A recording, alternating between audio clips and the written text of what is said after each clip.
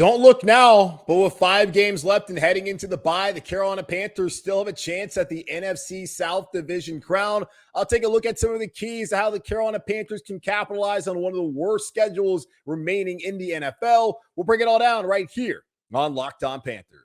You are Locked On Panthers, your daily Carolina Panthers podcast. Part of the Locked On Podcast Network, your team every day.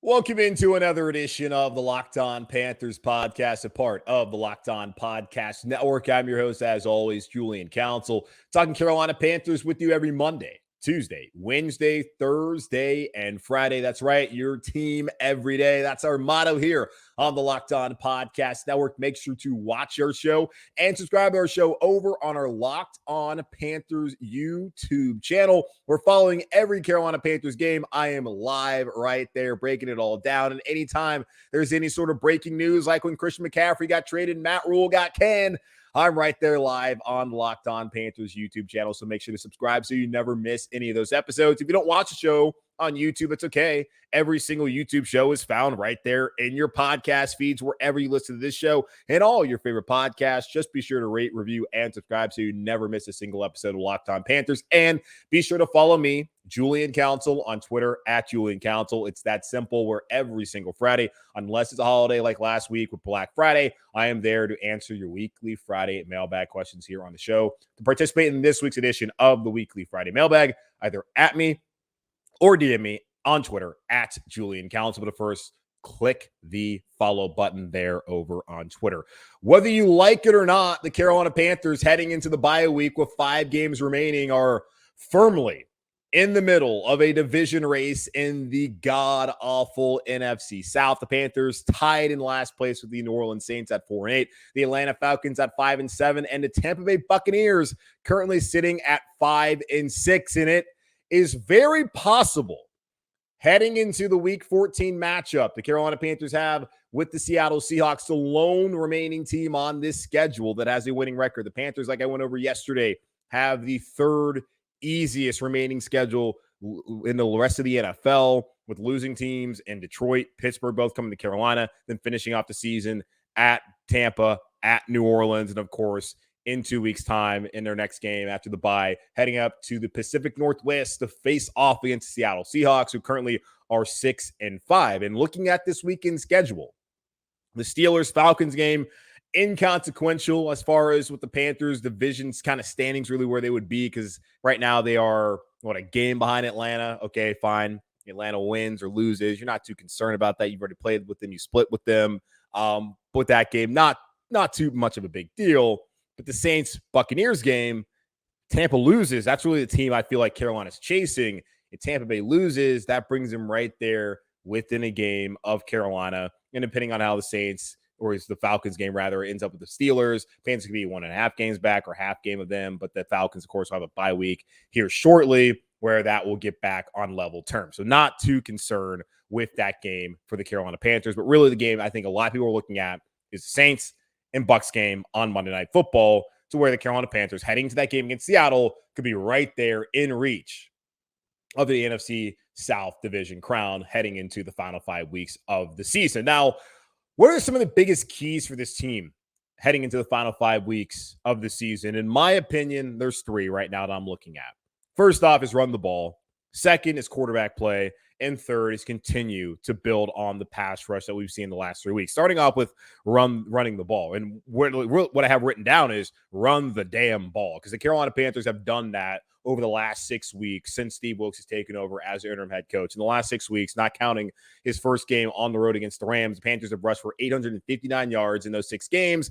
That's 31.8 attempts per game, averaging 143.2 yards per game. In the wins under Steve Wilks in those 6 games, or really overall, the Panthers have averaged 196.6 yards on the ground. In the 4 losses, the Panthers have averaged 90.5 yards rushing and only went over 100 yards in that overtime loss to Atlanta in a game the Carolina Panthers should have won. So really, if you count the Panthers beating the Falcons, had they done it on the road, in every single game the Panthers would have won, they would have ran for over 100 yards on the ground in those games. So that has been the key. We've seen the formula, and Steve Wilkes talked about it on Monday after breaking down the Carolina Panthers 23-10 win against the Denver Broncos on Sunday, that if they want to continue to win, it's going to come down to the offensive line playing well and the secondary. And we certainly have seen the offensive line at times step up and play well. Now, the consistency has not necessarily been there. For the last 6 games, yes. But outside of that, when you look at the Ravens game, it was not there. The Rams game, it was not there. The Bengals game was not there. They have to be consistent. The Seattle Seahawks do not have a good rushing attack or rushing defense. We saw what Josh Jacobs did to them in that overtime win on Sunday. I've been reading up on Seattle, and one of the key concerns from a lot of people out there is they have to be able to stop the run. Well, Carolina's going to come right after them, wanting to run the football, establish a running game with Deontay Foreman for all 4 quarters. The Carolina Panthers have to capitalize when they face them. Then Detroit, Pittsburgh, got to be fast and physical against those guys as well. So running the football is going to be a major key for the Carolina Panthers if they want to take advantage of this week's schedule in the last 5 weeks of the season. It's not just running the football. It's also quarterback play. And they kind of go hand in hand, especially as far as quarterback being able to perform. Because if they're running the football well and you're not asking Sam Darnold, who will start in 2 weeks' time at Seattle, to go out there and win the game for you, then you have a chance to win the game. When you're not asking him to go out there and have to throw it all over the yard like Matt Rule was asking Baker Mayfield early on in the season, then you are in a position to actually win football games, because Sam Darnold, PJ Walker, Baker Mayfield, they are just not equipped to carry an offense. But Deontay Foreman and this offensive line are being able to control the line of scrimmage and really run it down the throat of the opponent. Then the quarterback play can actually have a chance to just be a part of the offense and not be the offense here in Carolina. And looking at the wins this season, all 4 of them, the passer rating in those wins back in New Orleans, against New Orleans, back in week 3, it was 80.1 when Baker Mayfield was quarterback. Against Tampa, when PJ got the best start of the season at a 125.2. You remember, Pro Football Focus had him as the highest rated quarterback that week. And the Thursday night win against Atlanta was an 80.5.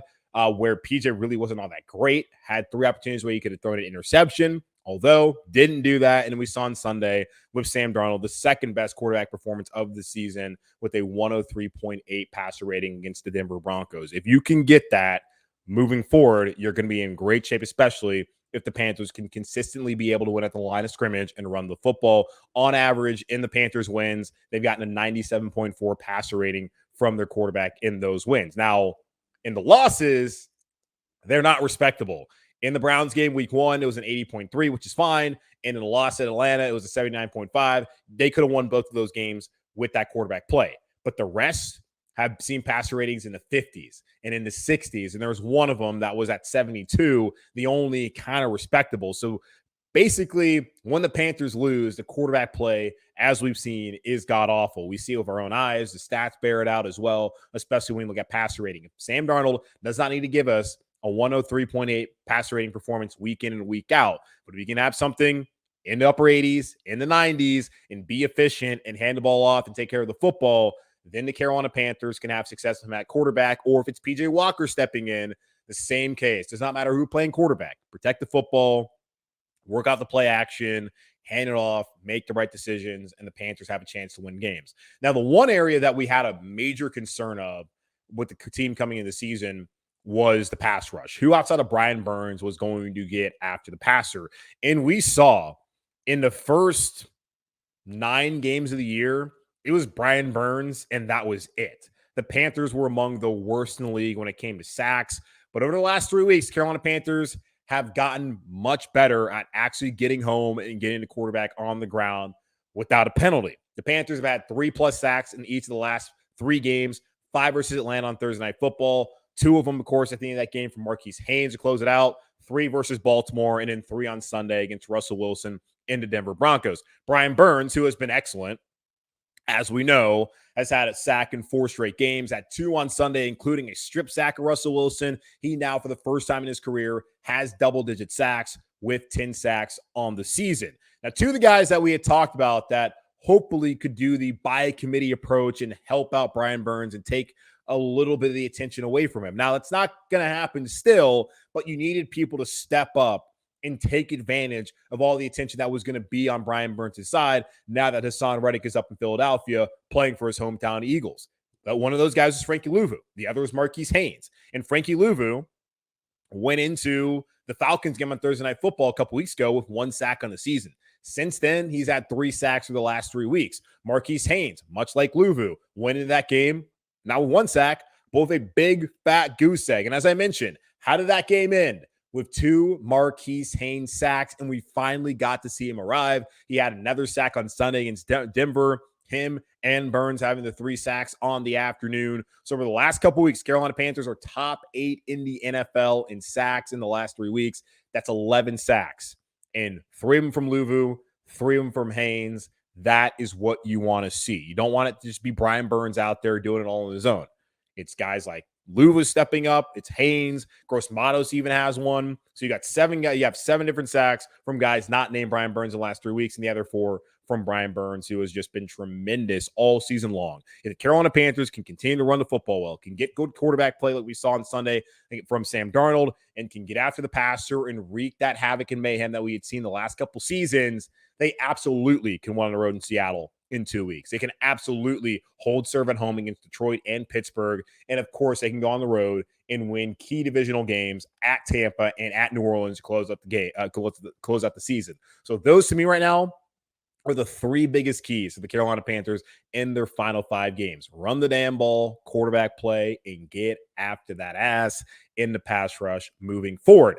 Now, we did break down how the Panthers win and the subsequent losses from other teams impacted the draft order. And I did make a big mistake on who actually is drafting out of Carolina and the whole trade situation. Now, fortunately, because of the win by Pittsburgh last night, that has changed a few things. So it's given me a mulligan to go back and set the record straight. And I knew it as soon as I ended the show. I was like, damn, you got that wrong. So back here, let's talk about the updated draft order and if the Panthers are really screwing themselves by being in contention of the NFC South division title out of a quarterback come the NFL draft in April in 2023. We'll talk about that here in just a moment on Locked On Panthers.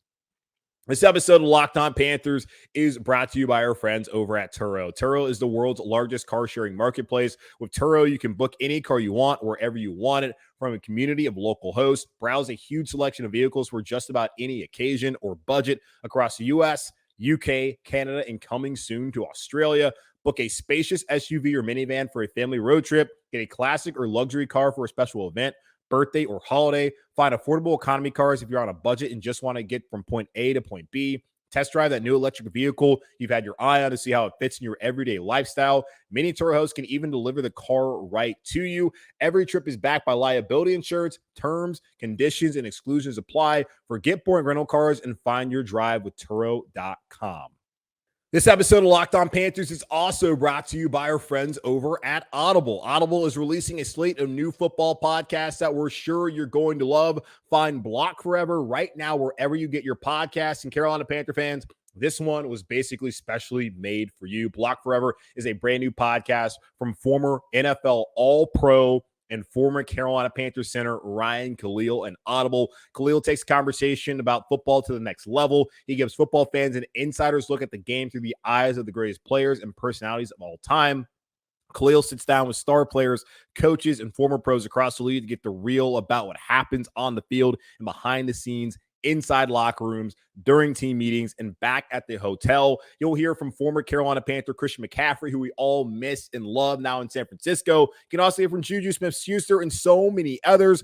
Catch the full Block Forever podcast series available wherever you get your podcast, available everywhere right now. Audible, get in the game. Okay, so I am only human. I made a mistake, and yesterday I got off the show and realized, man, you really messed up the whole draft order as far as Detroit and the Rams and that trade with Jared Goff, Matthew Stafford, also Seattle getting all those picks from Denver. Like, you really messed it up by saying the Rams had the 3rd pick when clearly it's Detroit who has it. I also, in large part for me, it was kind of like, are the Rams really that bad this year? Like, there's no way the Rams, who just won the Super Bowl, are that bad. But apparently they are. And Detroit is in a great position with the Rams pick to draft whoever they want. And Seattle, well, good for them. They made the right decision. Geno Smith has been fantastic for them, and they're in position to draft whoever they want, maybe even a quarterback. And I know there's a lot of people out there, and I talked about yesterday how folks have come up to me. Well, I guess really not come up to me, but have DM me or whatever, being like, "Hey, Julian, like I want to be excited at team one, but I mean, are we gonna get a quarterback now? Or are we gonna miss out on it?" It's like, guys. The point of football is to win the game. You play to win the game. You want to win. Of course, the long-term stability of the franchise and finding a quarterback is paramount. I understand that. We all understand it. The Panthers understand it. That's why they've been desperate going after Deshaun Watson. Didn't want to be here. Matthew Stafford didn't want to come here, trying to kick the tires on Russell Wilson. Thank God we didn't do that, of course. And then seeing Sam Darnold, Baker Mayfield, Teddy Bridgewater trading up for Matt Corral. I guess his God-given name, his biblical name is Matthew. But either way, you've seen the desperation that they have gone out and tried to seek that answer and where that's gotten them, which kind of should lead you to believe that maybe, just maybe, the Panthers should just do team building the traditional way, and when an opportunity to get a quarterback, especially in the first round, arises, then let it come to them, opposed to being desperate and going out there and seeking it in the ways they've done the last couple of off seasons. That being said, the best path forward, absolutely, in my opinion, is to draft a quarterback in the first round, and it'd be great to get one this offseason. Now, we need to see how the rest of the season plays out, because I'm not saying this, but I'm going to say it as a possibility that I still think is remote. If Sam Darnold plays like he did on Sunday, now he's going to have to show a lot more. It was honestly 11 for 19, 164 yards, one touchdown through the air. I mean, there was two beautiful balls to DJ Moore and all that. Like, that's great. But you're going to need a lot more out of a quarterback here in Carolina than what you got at Sam Darnold on Sunday. It was good enough to win right now, but will it be good enough to win, in the playoffs and lift the Lombardi trophy? Because that's the whole deal here. It's not just to get a quarterback. It's to get the guy who can lead a parade down Trade Street, down Mint Street, down Moorhead, wherever street in Uptown Charlotte they want to have the parade at. That's what you're looking for in a quarterback. So when we talk about just take a quarterback, no, take the right guy. That's what's important and cannot be lost in all of this of, hey, oh man, are they winning too many games? Are they not going to be able to get a quarterback? If you can't get the guy, then don't just take a guy, because they just took a guy and gave up assets for him this past offseason. Maybe he becomes the guy, Matt Corral. To me, I don't necessarily see that being the case, but we'll see how it works out here in Carolina. And certainly if Darnold plays well enough, it could afford Matt Corral an opportunity based on the Panthers maybe not being in position to take a quarterback, which is the crux of this conversation in the first place. Now, looking at the updated draft order, and I actually have it right this time. Number one overall, the Houston Texans. They have turned to Kyle Allen. That's how dire things are for Lovie Smith and the Houston Texans right now. They stink. They're going to continue to stink. If they win another game, it would be a miracle. They're not going to be very good. They're not going to win enough games for the Carolina Panthers to then fall behind them. They're going to get the number one pick, and they are absolutely going to take a quarterback. Whether it's Bryce Young, CJ Stroud, Will Levis, I don't know. But one of those three will be off the board. My guess is probably Bryce Young. So second, Chicago already have Justin Fields. As we know, don't need a quarterback. Fields has actually looked like the best of the quarterbacks from that 2021 draft class. The class of the Panthers could have taken Justin Fields or Mac Jones, but they opted not to, took J.C. Horn instead and betted on Sam Darnold to be the right guy. And as of this point, Sam Darnold has not been the answer and probably will not be the answer unless a coconut actually hit him on the head and he turns out to be the guy that we always hoped he would be back when he came out of USC. Now, we, not necessarily me, but y'all and other people out there who like to make excuses for him, or maybe they're just reasons, I don't know. We'll see. Number three, it is the Detroit Lions via the trade that sent Jared Goff to Detroit for Matthew Stafford. Somehow, some way, the Rams are awful enough for Detroit, who typically is already in the top three every year, to, be sitting there with the number three pick. Detroit's going to have a decision to make. They've been competitive, a competitive 4-7. They really blew that game on Thanksgiving Day. It was very frustrating to watch whatever in the world Dan Campbell was trying to do as far as the clock at the end of that game. in the lead, 23 seconds left in the clock for Buffalo to go out there and win it. I was very mad about that, but I'm moving on and moving forward. They can stay with Jared Goff if they like.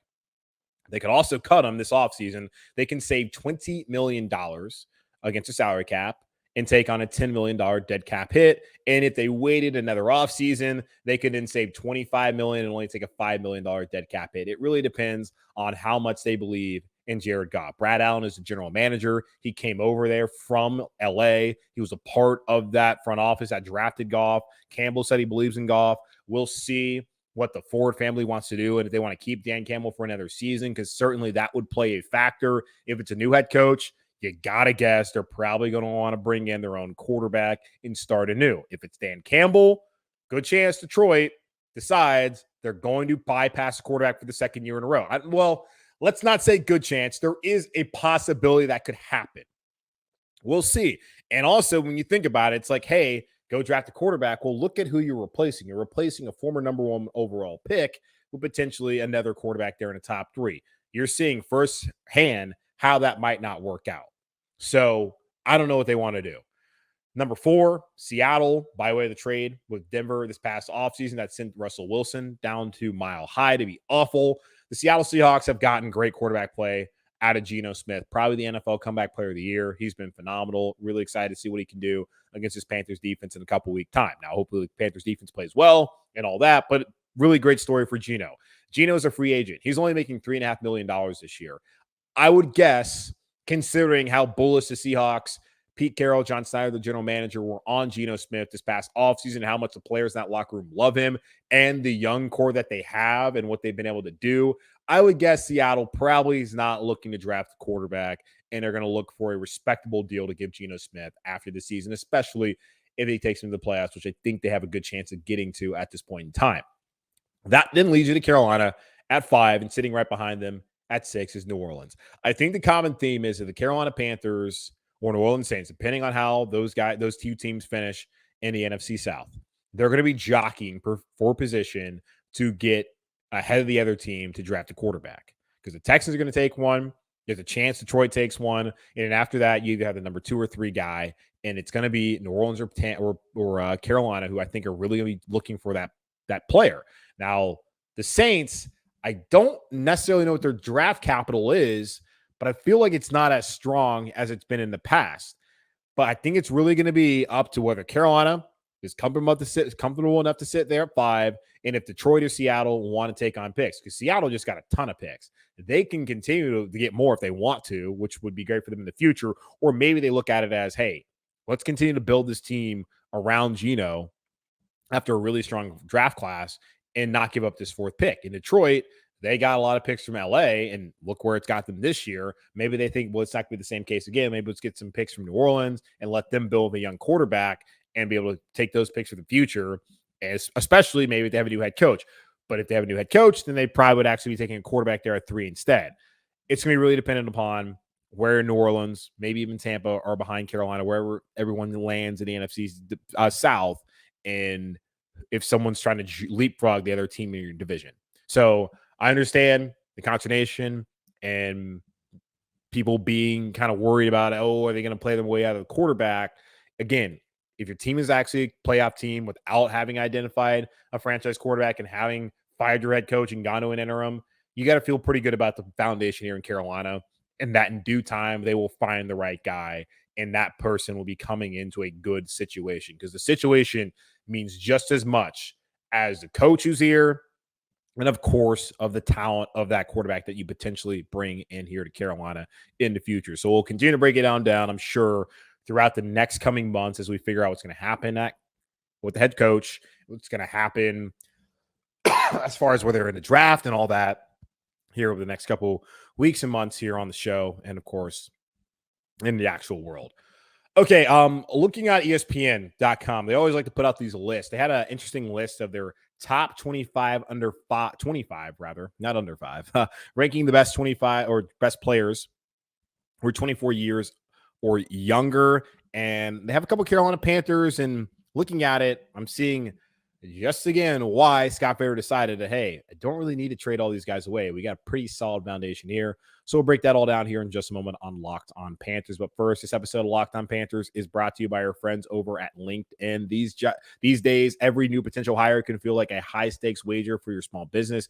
You want to be 100% certain that you have the access to the best qualified candidates available. That's why you have to check out LinkedIn Jobs. LinkedIn Jobs helps you find the right people for your team faster and for free. It's so easy to create a free job post on LinkedIn Jobs. And once you do, be sure to add the purple hashtag hiring frame to your LinkedIn profile to spread the word that you're hiring. Simple tools like screening questions make it easy to focus on candidates with just the right skills and experience so you can quickly prioritize who you'd like to interview and hire.